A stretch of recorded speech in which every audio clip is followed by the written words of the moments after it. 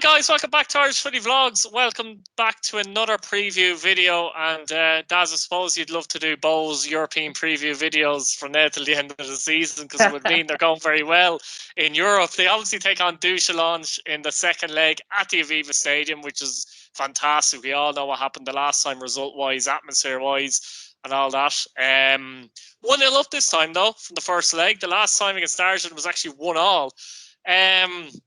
You must feel pretty confident going into the second leg, surely.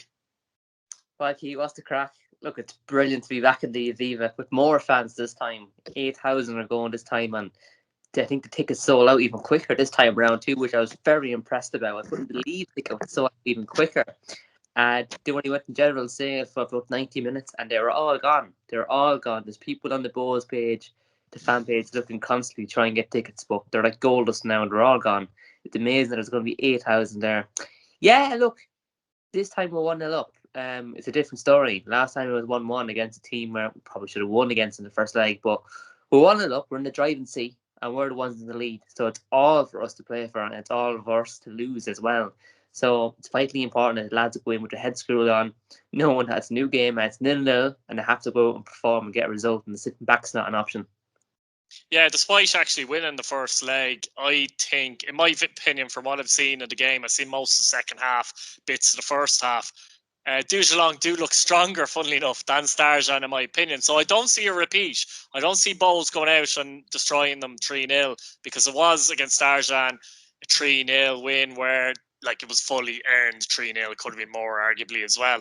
I don't see that this time. So that 1-0 lead in Luxembourg is going to be a huge lead, because they are capable of coming to the Aviva, let's get it right, and going in front. And if they go in front, Dudelange, then the game is in the melting pot again, isn't it? Yeah, it sure is. We are in the driving seat. It's our game to lose now. We're 1-0 up, and we're the ones that can go in with our heads high and feel a bit more confident. But yeah, look, it was very hard for us all to see anything with the Dudelange game because there was no official stream. Again, fair play to Jimmy who had the stream up, but we got to only see different things with the game. There's bits I probably seen and you might have missed. We were discussing it there a while ago, but Dudelange had a few handy players by looks of it. Their left back was pretty good. He was up and down. He crossed the ball a good few times. Their central midfielder, I think he played on the left side of central midfield. He's very handy and footwork, a bit like Dawson, a Vibe kind of a player. And the right winger was very quick. So they do have a few players to me that looked handy in that game, but they're definitely going to come to the Aviva and knowing that they weren't a pushover the last time. It wasn't a terrific great win. Yes, we did play great, but it wasn't like it was all us. They were in the game too, and they put it up to us, and they did make chances, and they did show that they've got some kind of quality about them. So for sure, it's going to be a very difficult game, and it's going to be very different than the Chardon game, because we were a better side against Chardon, and we showed that in the Aviva. But this Luxembourg team coming, there comes to the Aviva, and they're going to want to come get results, and they know if it's 1-1, they're back in it straight away, or even 1-0 up, they're back in it. So it's very important we play in the front foot and go at them like it's 0-0, and the lads have to get into it as 0-0, and they need the result. Exactly, they played the Starship game as if they needed to really win the game, but I'm sure Keith Long will be telling the players that again, but subconsciously that can play in players' minds as well, funnily enough. But they do need to play in the front foot, as do Dudelange, funnily enough, because they have to actually win the match, because they have to win the match to have a chance of going through. Bows don't, but that can be scary enough in itself. The Aviva, though, I think, is a pitch that lends itself to Bow's style of football as well, because a lot of runners in the team who can get up and down and back, very quickly, be it the full-backs, be it, the likes of your Ross Tierney's, and obviously Burt and Coots and players like that. And I do think the bigger pitch actually suits Bohemians. Whether it suits Dudelange or not, I'm not really too sure, because I haven't seen enough of them to suggest that it does or not, basically. But it does... and I think also Bows are one of the best counter-attacking teams when they have to counter-attack in the SSC Electricity League as well, actually.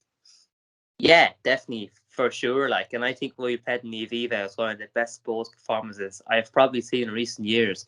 Yes, the opposition wasn't anywhere near of quality of, say, it's the likes of other teams in this league in particular, but it was an absolutely phenomenal performance all around the pitch. Everybody got stuck in. Everybody had a good game. There wasn't any player that was a bit average. Everybody was really, really good.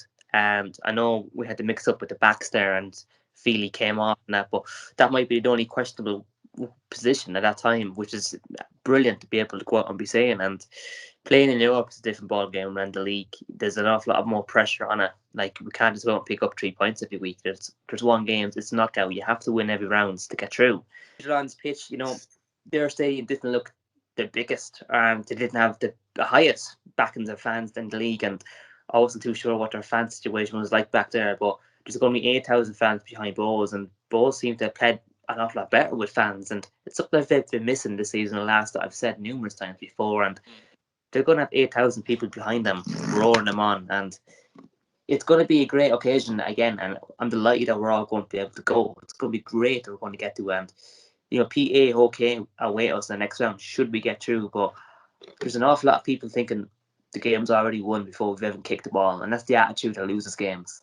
That's when you start taking things for granted, and that's when things start to go wrong, and especially in the players' minds. If they start taking it for granted and get into their head that they're going to Greece next week, that's not going to win a game doing that. You can't become complacent in this part of the league. Everybody needs to get stuck in. Everybody needs to play like a nil, and everybody needs to be from the front foot, because Dudelange certainly will be playing from their front foot. They need to get a win, like you said. They need to score first to even get back in the game. Then if they score first, it's going to be a completely different game. But I hope I don't see a case of it's Dudelange and Bo sitting back defending and trying to counter attack. I hope we don't see that. I hope Bo goes out and goes at them from the first whistle and get stuck in and play how we played in the Aviva the last time. I don't see too many changes actually, Daz, to the Bowls team. But do you think Tyreek Wilson might come in for Breslin? It's always difficult to guess what Keith Long's going to do there, isn't it, regarding the left back position, actually? I was actually kind of surprised that Wilson was on Yeah. the bench. Unless he had some kind of a knock or fitness issue that we don't know about, that wasn't put out there.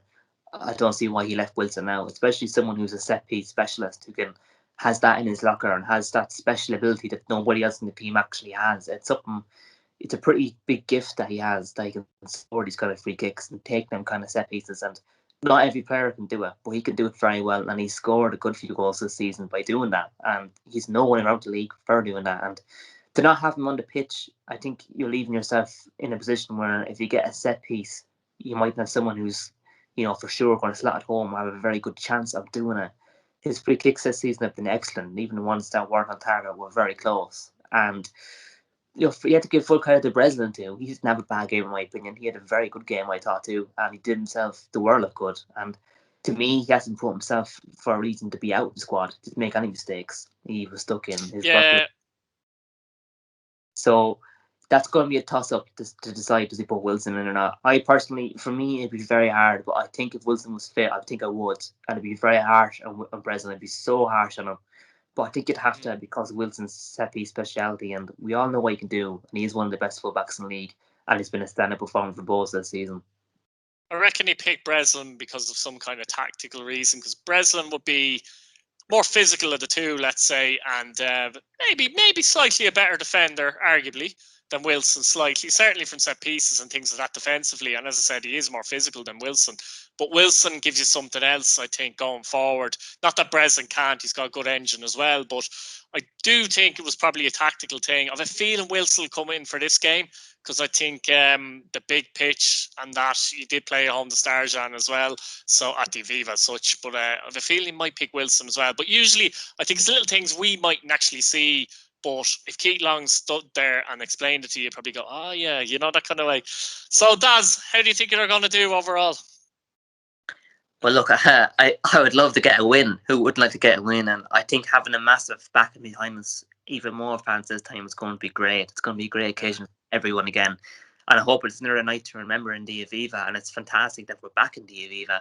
I really hope, firstly, that we play well. And I'd also like to throw out there that I wouldn't be putting Wilson in the team just because he could score a free kick. He could have a bad game and take bad free kicks. By no means am I saying Breslin's a bad player. I think he's a great player. And it's a good option. It's a good problem to have there, isn't it? To be fair. Yeah, it is, and it's great to have a problem like that. If you want the problem, it's picking players who are quality all around, and who do you put in and who do you leave out. And it's a very big one for Keith to make. It's going to be a very big decision. But look, it's great. It's very hard on Breslin for have to leave him out. But he's an option to come on if later on in the game or whatever. But overall, look, I want both to be playing from the front foot and go like it's 0-0 and go out and get results. And score 2 goals if we can and win 2-0. I'd be happy. I'd be happy with a win. Who wouldn't be? But I can see this being a win, not a comfortable win. Dudelange have got quality in them. They are better side than the last tie that we played. They probably will be going out attacking more than Sturgeon, maybe because the last one was a draw. I think both teams are going to wait and see how the game is going to pan out before someone will commit going forward. Dudelange need to go forward, and they will go forward, and they will attack, and they will take risks. So if they take a risk and go forward, we might counter attack and get a goal. Who knows? I think we're going to win 1-0. I think it's going to be a hard 1-0, but I think we're very much capable of doing it. And really hope to see a terrific performance again. And I can't wait to go back to Aviva. It's going to be a great occasion, and really, really hope it's another night to remember. Yeah, I'll go for 1-1 myself. A little bit squeaky bum for Bowles, but I do think they'll get through. To be honest with you, Daz, I do think they'll get through. But I think it'll just be one of those nights where it's a little bit more nerve wracking than the Stars one. I think. Yeah, brilliant, Daz. We'll leave it there. Thanks very much for coming on. Cheers, Key.